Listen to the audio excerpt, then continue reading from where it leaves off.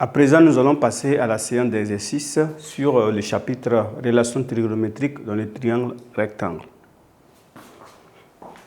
Alors, nous allons maintenant aborder l'exercice d'application.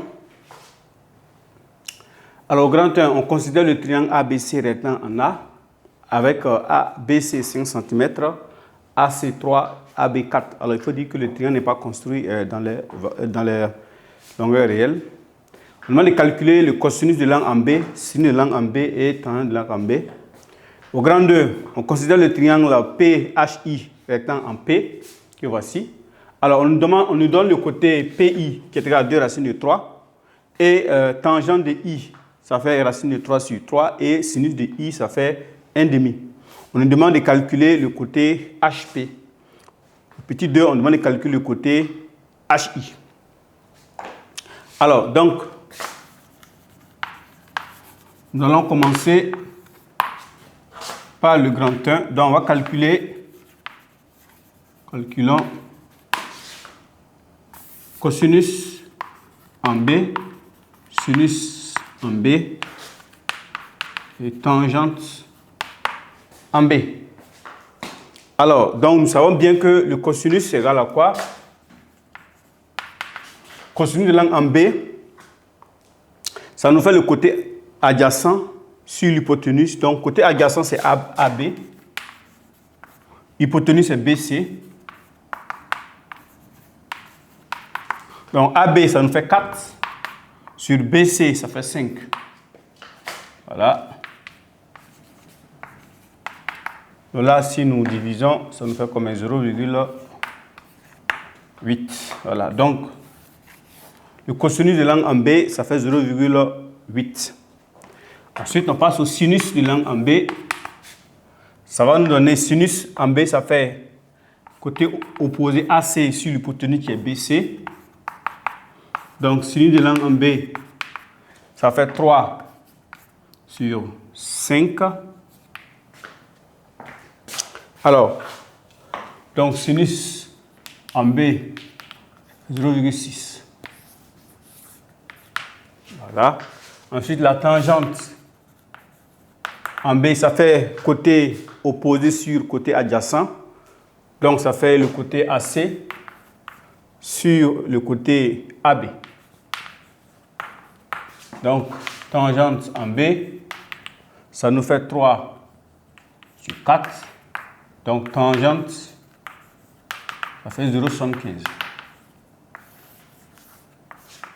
Voilà.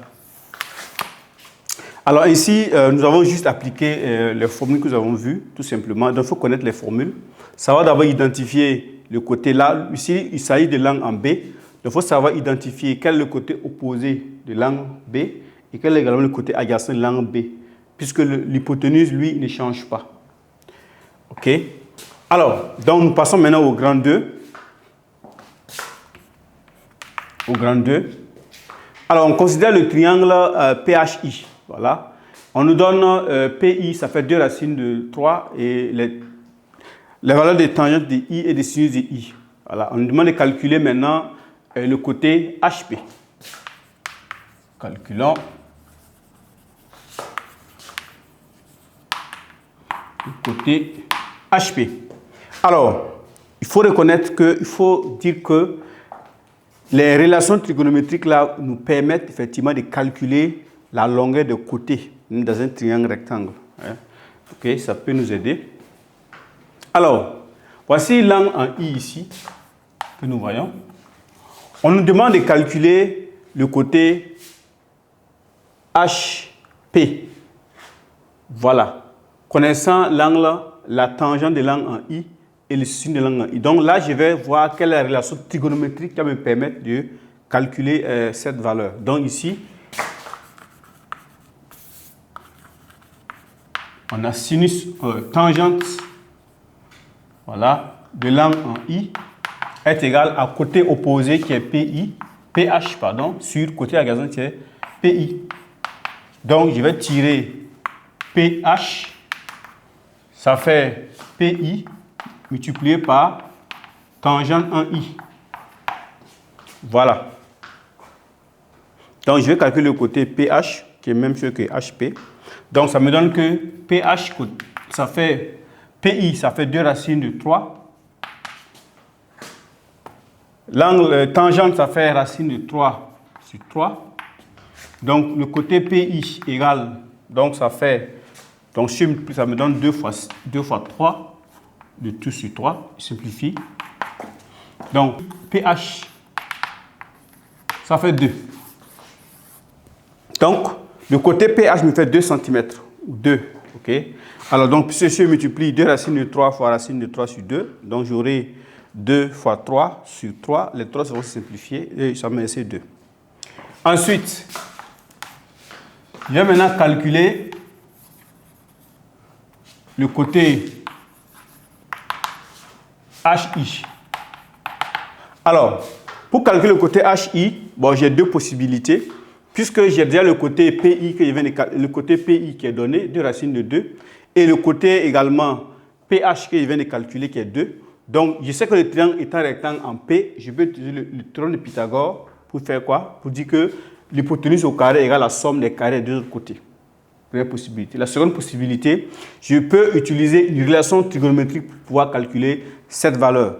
Parce que ici, on m'a donné le sinus de l'angle en I, qui est 1,5. Je sais que le sinus, ça fait côté opposé sur l'hypoténuse. Donc, je vais utiliser ça puisque l'exercice, c'est pour nous permettre d'appliquer ces relations trigonométriques. Donc, la sinus de l'angle en I égale à PH sur HI. Voilà. Or, qu'est-ce que je vais calculer? C'est HI. Donc, ça me dit que HI, ça fait PH sur sinus en I. Donc, HI égale PH. PH, c'est 2. Voilà, 2. Sur HI, sinus HI, ça fait 1,5. Donc,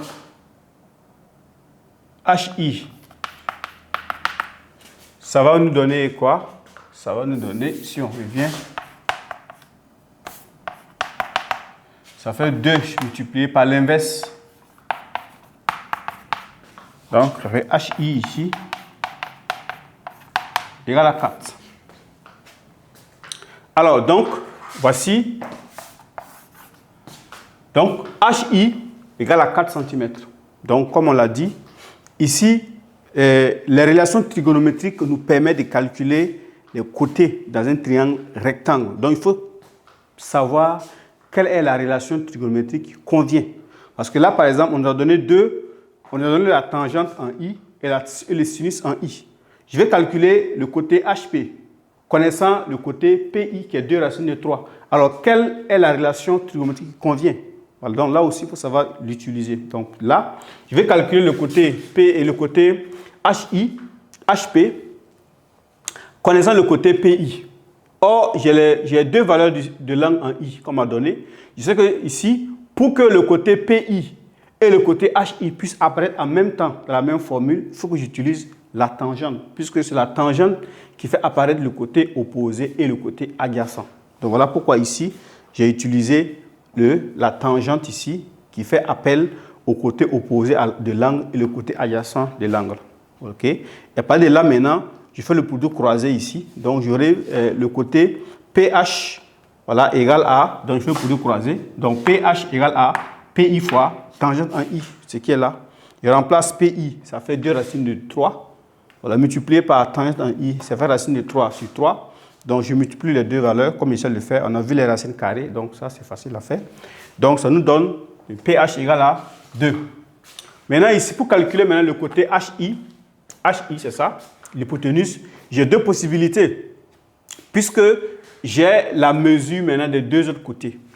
Voilà, donc, d'après Pythagore, je peux utiliser ça. Mais ça, ce n'est pas l'objet du cours. L'objet du cours, c'est d'utiliser les relations trigonométriques pour calculer la mesure des côtés. Donc voilà pourquoi ici nous avons choisi d'utiliser une des relations données. Donc là, je sais que le sinus de l'angle en I fait apparaître le côté opposé et l'hypoténuse. Voilà, donc c'est ce que j'utilise. Donc sinus en I, ça fait HP sur HI. Voilà, en faisant le produit croisé, le sinus en I vient en bas, donc j'aurai HI égale à PH sur sinus en I. Voilà, je remplace PH par 2, que j'ai trouvé en haut. Et sinus de I, ça fait 1,5, 1 sur 2. Voilà, et je calcule. Je trouve 4 cm.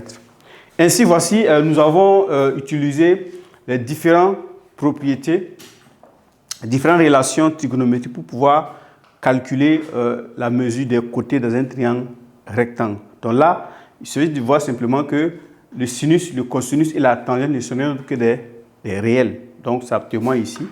Voilà. Et là, il faut noter que le sinus comme le cosinus sont des valeurs qui ne dépassent jamais 1. Donc, nous pouvons dire simplement que, donc là, on peut dire, voilà, pour tout angle A, alors, on a moins 1 qui est inférieur à la cosinus en A, inférieur à la 1, et également moins 1 inférieur à la sinus de A, inférieur à la 1. Ça veut dire quoi? Ça veut dire que vous ne pouvez pas calculer le cosinus ou le sinus d'un angle et vous allez trouver que la valeur la dépasse 1. Ça, c'est impossible. Ça veut dire qu'il y a une erreur. Vous ne pouvez pas également calculer le sinus ou le cosinus d'un angle. Vous allez voir que la valeur est plus petite que moins 1. Ça aussi, ça veut dire qu'après les calculs, il faut revoir. Mais la tangente, elle peut dépasser 1. Voilà, elle peut aussi ne pas atteindre moins 1. Donc là, on retient simplement que pour pouvoir utiliser les relations trigonométriques dans ce genre d'exercice-là, il faut d'abord connaître les 3 relations métriques, les 3 relations trigonométriques et savoir dans quel cas il faut l'utiliser. Parce qu'on a eu qu'à 3 relations trigonométriques, donc il faut savoir quelle est la relation qui correspond à la réponse de la question posée. Voilà. Donc voici de façon à résumer les différents points importants que nous avons vus dans le cours. Voilà, donc ce qui marque la fin du chapitre sur les relations trigonométriques dans le triangle rectangle. Merci.